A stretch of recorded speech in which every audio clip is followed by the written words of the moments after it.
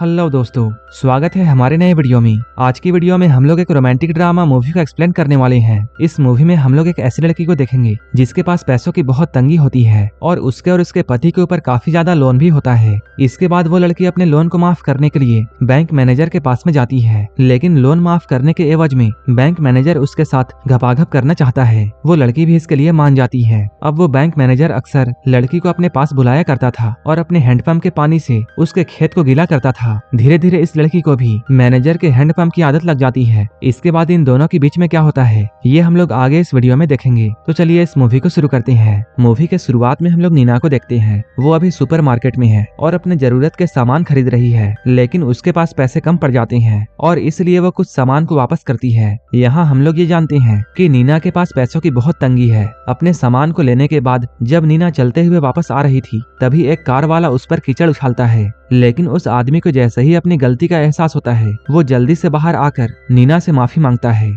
नीना उस पर बहुत चिल्लाती है। वो आदमी काफी अमीर था, इसलिए वो अपनी गलती का भरपाई करने के लिए $1500 नीना को देना चाहता है, लेकिन नीना को उसकी बातों पर विश्वास नहीं था, इसलिए वो उसे उल्टा सीधा बोलकर यहाँ से चली जाती है। इसके बाद नीना अपने घर में आती है। यहाँ हम लोग नीना के पति सासा को देखते हैं। वो कॉलेज में एक प्रोफेसर है। सासा के पास बैंक की तरफ से एक नोटिस आया था क्योंकि उसने बैंक से लोन लिया था जिसकी इंस्टॉलमेंट देना वो भूल गया था, जिसके वजह से बैंक उसके घर को कभी भी जब्त कर सकती थी। इस बात को लेकर सासा बहुत टेंशन में आ जाता है। वो नीना से कहता है, तुमने मुझे लोन के बारे में याद क्यों नहीं दिलाया? लेकिन असल बात ये थी सासा ने उसे इस लोन के बारे में कुछ भी नहीं बताया था। नीना भी इस बात को लेकर परेशान हो जाती है, लेकिन सासा उसे यहाँ संभालता है और उससे प्यार भरी बातें करता है। धीरे धीरे ये लोग क्लोज आते हैं और यहीं पर इंटीमेट होते हैं। वहीं दूसरी ओर हम लोग उस आदमी को देखते हैं जिसने नीना के ऊपर कीचड़ उछाला था। उसका नाम सरगई है। वो अभी अपने फैमिली के साथ में है। उसकी वाइफ का नाम तमारा है और इन दोनों का एक प्यारा सा बेटा भी है। सरगई अपने फैमिली के साथ में समर वेकेशन में जाना चाहता है, लेकिन उसकी वाइफ मना कर देती है क्योंकि वो सरगई के बिजी शेड्यूल से बहुत परेशान हो चुकी है और अब उसे ऐसा लगता है कि सरगई अपने काम की वजह से उस पर ध्यान नहीं देता है और इसी वजह से इन दोनों ने काफी लंबे वक्त से एक दूसरे के साथ में घपाघप नहीं किया था। इधर हम लोग नीना के पति सासा को देखते हैं जो कि अपने कॉलेज में लेक्चर दे रहा था। हम लोग देखते हैं नीना भी उसकी स्टूडेंट है। वो यहाँ चाइनीज सीख रही थी।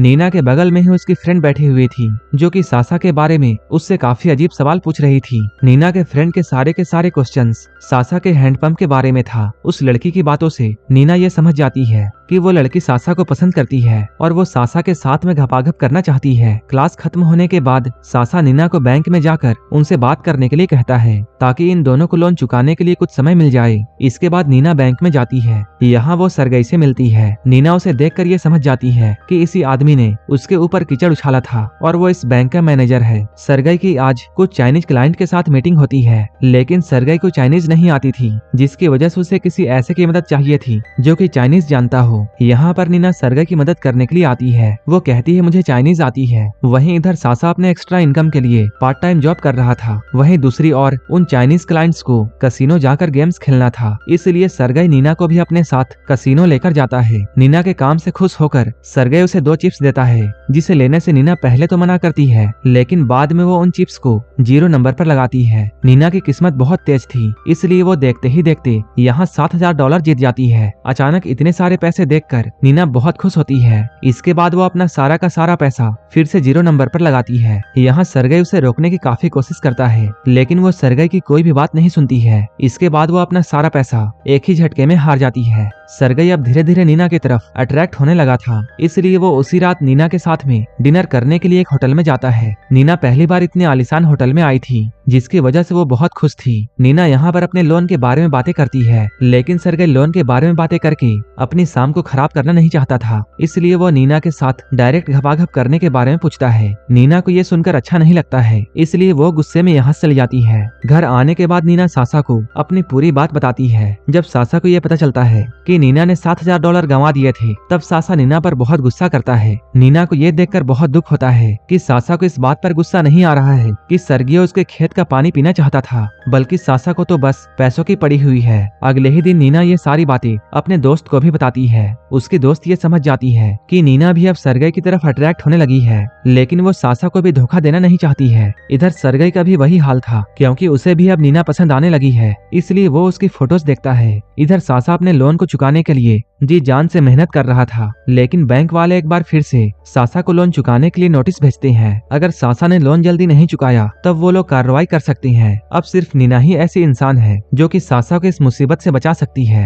नीना के पास सरगई का नंबर था, वो सरगई को कॉल करती है। इसके बाद सरगई नीना को एक होटल में बुलाता है। वो नीना और उसके पति को 3 महीने का टाइम देता है और जिसके बदले में वो अपने हैंडपंप का पानी नीना के खेत को पिलाता है। होटल में रात बिताने के बाद नीना अपने घर में आती है। यहाँ पर सासा उसे बताता है बैंक ने उन दोनों को 3 महीने का समय दिया है। नीना को ये बात समझ में नहीं आ रही थी कि उसने सरगई के साथ पेलन क्रिया करके सही किया या गलत। इधर तमारा और सरगई के बीच में किसी बात को लेकर बहस हो जाती है। तमारा ये नोटिस करती है कि सरगई के कपड़ों से लेडीज परफ्यूम की महक आ रही है। इसके अगले दिन सरगई नीना को फिर से मिलने के लिए बुलाता है, जिस पर नीना उसे मना कर देती है। लेकिन नीना को भी अब सरगई के हैंडपंप की लत लग चुकी थी, इसलिए वो भी कंट्रोल नहीं कर पाती है और वो सरगई के पास पहुंच जाती है। ये लोग फिर से यहाँ पर घपाघप करते हैं और ये लोग अब हर हफ्ते मिलने का प्लान बनाते हैं। एक दिन नीना फिर से सरगई से मिलने के लिए होटल में जाती है, लेकिन सरगई यहाँ नहीं आता है। ऐसे ही अब कई हफ्ते निकल जाते हैं और सरगई अब तक इस होटल में नहीं आया है। असल में सरगई का बेटा काफी बीमार था। इधर आज नीना का बर्थडे होता है, लेकिन नीना बहुत सैड थी। जब उसका फोन रिंग करता है तब उसे ऐसा लगता है जैसे सरगई ने उसे कॉल किया है। यहाँ नीना ये समझ पाती है कि उसे अब सरगई से प्यार हो चुका है और अब वो उसके बिना नहीं रह सकती है। नीना अब सरगई को फॉलो करती है।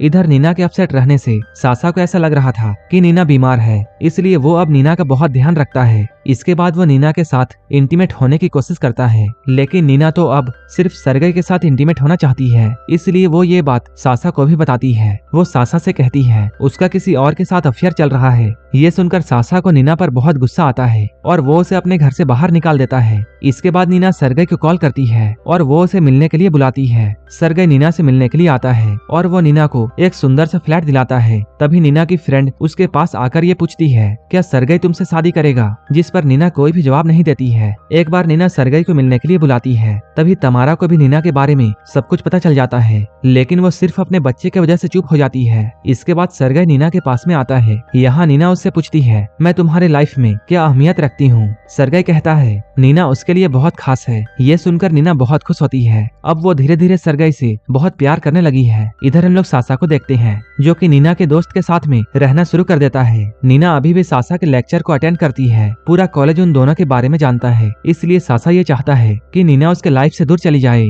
इसके बाद नीना सरगई को कॉल करती है, लेकिन वो कॉल रिसीव नहीं करता है। तभी डोरबेल बजती है। नीना को ऐसे लगा था जैसे ये सरगई होगा, लेकिन जब वो डोर खोलती है तब उसे दरवाजे पर सासा मिलता है। यहाँ आकर वो नीना से कहता है सरगई से वो बहुत सारा पैसा तो ले सकती है, लेकिन वो मेरी तरह प्यार नहीं दे सकता है। नीना कहती है कोई बात नहीं, कम से कम मैं तो उससे सच्चा प्यार करती हूँ और यही मेरे लिए काफी है। इस बात को सुनकर सासा गुस्सा हो जाता है और वो यहाँ पर नीना से जबरदस्ती करने लगता है। इसके बाद नीना सरगई को कॉल करके बुलाती है और वो उसे सारी बातें बताती है। वो कहती है वो प्रेग्नेंट है, लेकिन वो ये बात नहीं जानती है कि ये बच्चा किसका है, लेकिन वो इस बच्चे को पैदा करेगी, चाहे सरगई इस बच्चे को अपना नाम दे या ना दे। सरगई कहता है वो इस बच्चे को अपना नाम देगा और इस बच्चे को किसी भी तरह की कोई कमी नहीं होगी। ये सुनकर नीना बहुत खुश होती है। जब सरगई अपने घर में पहुंचता है तब वो देखता है तमारा ड्रिंक कर रही है। वो यहाँ तमारा को ये बताता है कि उसकी गर्लफ्रेंड प्रेग्नेंट है। तमारा इस बात को सुनकर कोई भी रिएक्ट नहीं करती है। इसके दूसरे दिन सरगई सासा को पीटने के लिए गुंडों को भेजता है, क्योंकि उसने नीना के साथ में गलत किया था। इधर नीना की फ्रेंड सासा के साथ में रहकर उसका केयर करती है। एक दिन सासा चाकू लेकर सरगई को मारने के लिए आता है, क्योंकि उसे ऐसा लगता है कि ये सब सरगई की वजह से हुआ है, लेकिन नीना उसे यहाँ रोकती है और वो उसे बहुत प्यार से समझाती है। इसके बाद हमें इस मूवी में काफी समय बाद का सीन दिखाया जाता है। अब नीना का एक बेटा है। अब सरगई नीना और तमारा को